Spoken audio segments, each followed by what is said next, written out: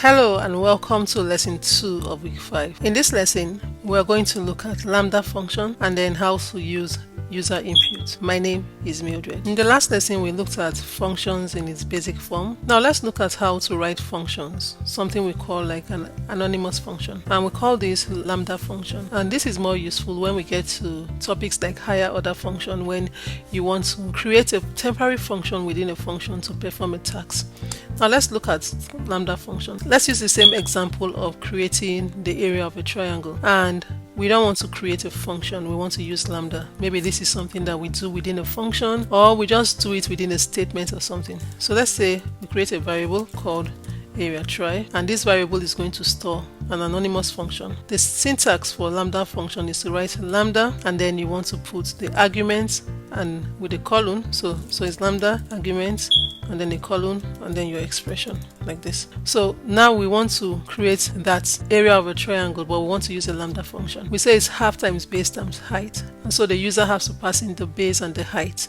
So let's represent the base with a and the height with b. So we've put the argument. It can take any number of arguments, but you can only have one expression. So the expression now we want to have is a times b over 2 from the formula. So a times b, and now every time we call or we want to print out this variable area trap 5, 9, and I think we got 22.5 in the last lesson, and so we want to get the same output. So we print out the area of a triangle that the base is 5 and the height is 9, and when I run this I get 22.5. So this is an example of a lambda function. Let's look at how we use it within another function so you can see the real life application. Let's say we want to calculate something like, let's look for another formula that will illustrate this better. Let's say the perimeter of a rectangle. So the formula for a perimeter of a rectangle is 2 times length plus breadth, right, for the perimeter of a rectangle. And what we want to do here is to write this in using lambda function. So we'll create a function and we'll call this perirect. Now this might not be a reasonable example, but it illustrates how lambda function is used in real life. So we want to get the length and the breadth. Let's illustrate this with a and b, and we want this to return. So instead of it to return the formula,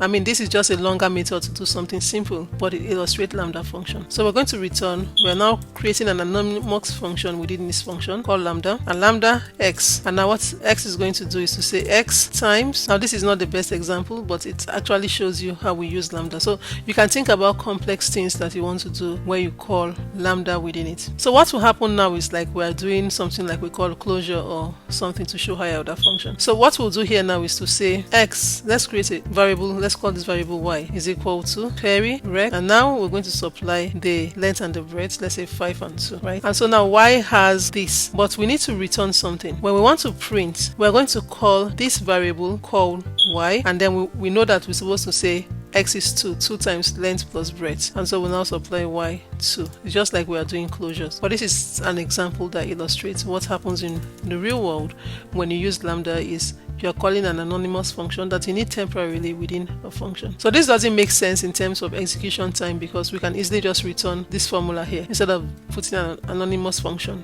but I'm just illustrating this for you to see. So it gives us 14, and if you manually calculate 5 and 2 here, 7 times 2, 14, and you know that this does that. So this is an example of lambda function. In the advanced course you'll see real world application of this in more reasonable examples. Now last week we looked at error handling, and we looked at how we use user input. We use the input function to give a prompt to a user to collect a value. We also saw that whenever the input function is called, whatever value it returns, even if it's an integer, is going to be a string, and so you have to cast to an integer data type or a float if you need to use this in further arithmetic calculations. The end result you want has to be a number type, then you cast. But if the end result you want is a string, let's see what happens. Let's say, for instance, let's do a skeletal example of a prompt that we have on a system, and maybe the prompt is something that will read out something or write something to the screen for the user to give a response. Let's say we want to collect the name of a user that comes to the site. So let's have a variable called username, and is equal to, we call the input function. So this is an inbuilt function in Python. In the parentheses, we want to give the prompts that we want the user to see. Sometimes you can leave the parentheses empty and then print something out for the user to see, but I will put this as a prompt. What is your name? And you want the user to answer their name. Once the name comes out, we want to give another prompt. So this next prompt we want is going to be, let's say, input, and we want to say hello and use this username and we want to say, what can I do for you today? Something like that. Let's use a formal string. So I'll say hello and I'll pass the username that the user entered in the prompt. What can I do for you today? And if the user answers this prompt, we want it to print out something to the user, something like, let's say, message received, and we'll still put the username, or we just want to put the message. So we'll store this as message, right? We want to print the message. An agent will be with you shortly. So let's use this as an example, just a skeletal example of the input function and user input. Let's run this. So it tells me, what is your name? Put my name, Mildred, enter. Hello Mildred, what can I do for you today? I want to speak, and it said message received. I want to speak to an agent.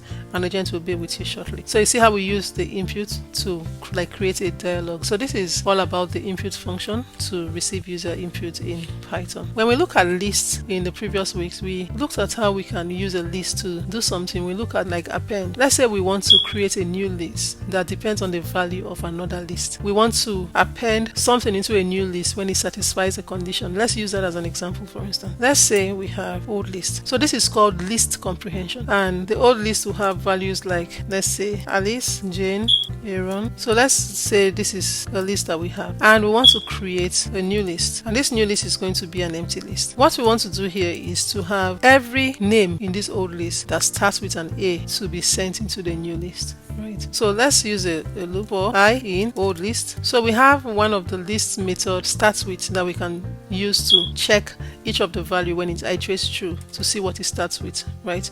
So we'll say if I dot starts with, and we want it to say if it starts with A, we want to do something with it. We want to append new list dot append I. So look at how we have written this. We want to loop through this old list. If it gets, the iterator now is I. When it gets to Alice, I becomes Alice. It looks at Alice. Does it start with A? Append it to the new list. If not, move to the next one. Does it start with A? No, move to the next. Aaron, does it start with A? Yes, append to the new list. Let's print out new list to see what the final value is. And so we have Alice, Aaron, Andrew, just the names that start with A. But we can do this more neatly using list comprehension. Let's say I will take this out and I want to do this using list comprehension. So how do we do list comprehension? We write a variable name. Let's say I'm going to take this out too. A variable name, new list, and we'll say this is equal to, then we want to put the square bracket, and here we want to write the expression that we want to evaluate for item in the iterable, which is the list, if the condition is true. So this is like the syntax. So how do we use this? So our expression we have is, so let's say I for I in, so the expression is I for I